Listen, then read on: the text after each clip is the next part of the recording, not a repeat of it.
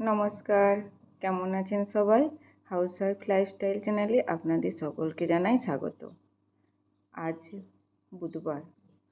আজ অনেক দিন পর আবার আপনাদের সাথে আমি ব্লগ শেয়ার করছি।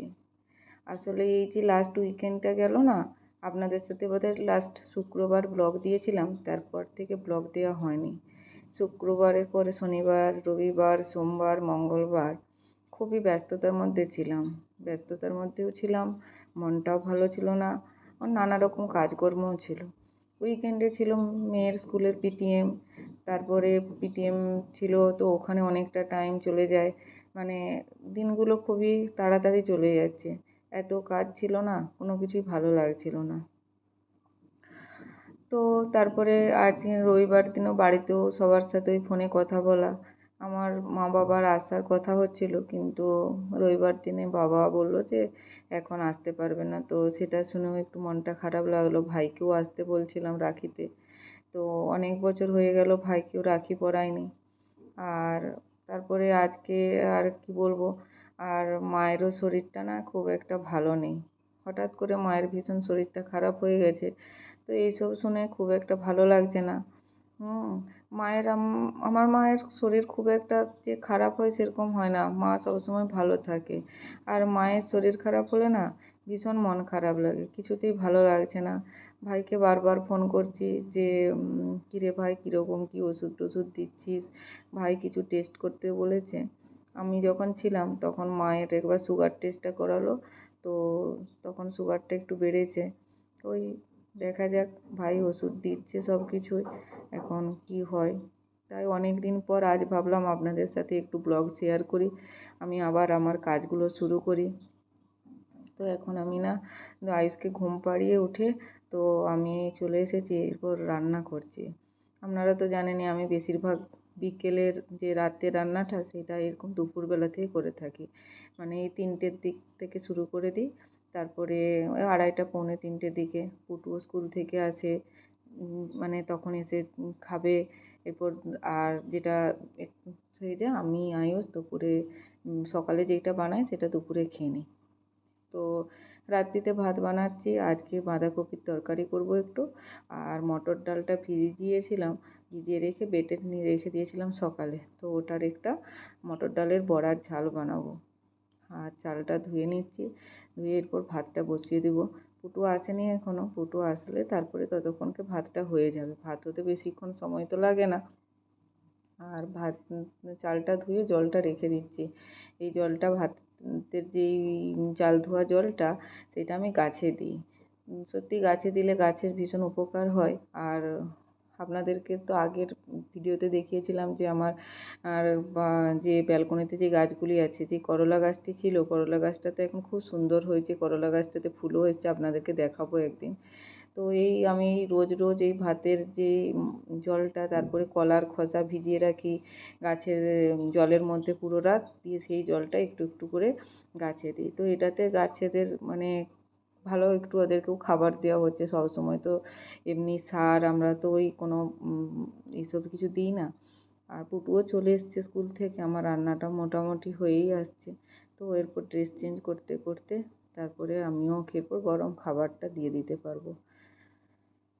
আসলে মন ভালো থাকলে না সব কিছু কাজ করতে ইচ্ছে করে।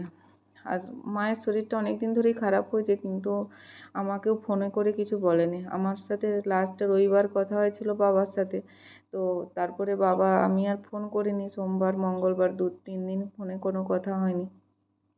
তো বাবা ফোন করলো যে মায়ের এরকম শরীরটা খারাপ, আমাকে কিছু জানায় না। শরীর যখন খারাপ হয়, কেন আমি দূরে থাকি বলে টেনশন করব, তাই এই জন্যে সবসময় কিছু জানাতে চাই না। তো এখন পুটুও চলে এসছে, এরপর ওর সাথে তাই কথা বলছিলাম। ওরও এই স্কুল থেকে আসছে, কি হয়েছে না হয়েছে এরপর সেই সব বলবে। আজকে নাকি ম্যাম ওকে বলেছে, আয়ুষি এই তোমার মানে খুবই ভালো হয়ে যাচ্ছে তুমি এরপর, এরকম সব কি বলেছে স্কুলে, সেই সব বলছে। আর রান্নাটাও করে নিচ্ছি। আর এখন আমি এই পেঁয়াজটা বড়ার ঝালটা করবো, তো তাই পেঁয়াজগুলোকে একটু এই চপিংটাতে, হ্যান্ড চপারটাতে একটু চপ করে নিচ্ছি।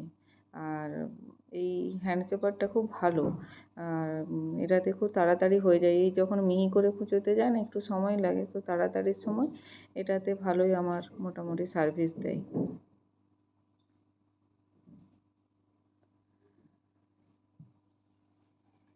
আর যারা আমার ভিডিও রেগুলার দেখেন, আর আমার যে ফেসবুকে যে পেজটি আছে ওটিকে আপনারা ফলো করবেন। আর কেমন লাগছে আমার ভিডিও, অনেক দিন পরে যদি ভিডিওটি আপনাদের সাথে শেয়ার করছি, কমেন্ট করবেন, জানাবেন। আর সবসময় চেষ্টা করি ডেলি ব্লগ দেবার, কিন্তু মানে আমি যখন ছেলেমেয়েরা বাড়িতে চলে আসে না, তারপরে আমি আর কিছু না ভিডিও শ্যুট করতে পারি আর না এডিট করতে পারি। তো ওরা যতক্ষণ স্কুলে থাকে, বাইরে থাকে, আমি সেই সময়ই আমার এই কাজটুকু করে থাকি। কেননা ওরা যখন বাড়ি চলে আসে না, তখন আমি খুব একটা ফোন হাতে নিই না। কেননা আমি ফোন হাতে নিলেই তখন তো ওরা আমার কাছে এসে বসবে, ওদেরকে দেখাতে হবে। তো একটু আধটু ভিডিও বানাই, যাই করি, কিন্তু ওই যে এডিট করা বলুন, রিলস বানানো, এসব তো খুব একটা আমি যদিও করি না, কিন্তু ফোনটা আমি খুব কম ব্যবহার করি ওরা বাড়িতে যতক্ষণ থাকে। ওই ওদের যতটুকু হোমওয়ার্ক না দেখলে নয়, সেইটুকু করি। কোনো কিছু হয়তো গুগলে দেখতে হলে সেই সব করি, বাট ফোনটা খুবই কম দেখা হয়। তাই এখন ও খেয়ে নিয়েছে, আমারও রান্না হয়ে গেছে, তো আমিও ওর সাথে বসে একটু কথা বলছিলাম। আর এই যে আয়ুষ, আজকে স্কুল থেকে এসে ওর একই রকম বায়না, ওকে একটা স্ক্রুড্রাইভার চাই, ওই বাসটা ঠিক করবে। বাসটা চলছিল না বলে, বাসটা ভালো ছিল, কত সুন্দর ছিল, পুরো বাসটাকে খুলে ফেলেছে দেখুন, পুরো বাসটা। বাসটা খুলে বাসটার যে নিচের সেইখানটা ওর এখন ট্রাক হয়ে গেছে, বাস খুলে সেটাকে ট্রাক বানিয়ে দিয়েছে। এটা তার পরের দিনে বৃহস্পতিবার সন্ধেবেলা আমরা এই সন্ধ্যের সময় একটু গান নিয়ে বসেছি। সেই সময় ওর মাথায় ঢুকেছে ওকে বন্দে ভারত দেখাতে হবে। ফোন নিয়ে গানটা একটা লিরিক্স দেখছিলাম, তো সেইটা ওকে বন্দে ভারত চাই। এখন ওই বন্দে ভারতেরই নেশা। তো এখন ওকে এই যে এই ছোটো ছোটো এই জেদগুলো যখন চলে আসে না, তখন খুব ধৈর্য ধরে কন্ট্রোল করতে হয়, খুব কন্ট্রোল করতে হয়। মানে রেগে গেলে চলে না, রেগেও যাই মাঝে মাঝে, কিন্তু তারপরে রেগে ভাবি রাখবো কী করে, দিয়ে এইভাবেই কন্ট্রোল করি। তারপরে এখন আবার ও এখন হারমোনিয়াম বাজাচ্ছে। চলুন, আজকের মতো ব্লগটা তাহলে আমার এখানেই শেষ করছি। আর ব্লগটা কেমন লাগলো, ভিডিওটি কেমন লাগলো, অবশ্যই জানাবেন কমেন্ট করে। আর আপনারা যারা নতুন দেখছেন আমার ভিডিওটি, প্লিজ আমার চ্যানেলটিকে সাবস্ক্রাইব করবেন আর লাইক করবেন।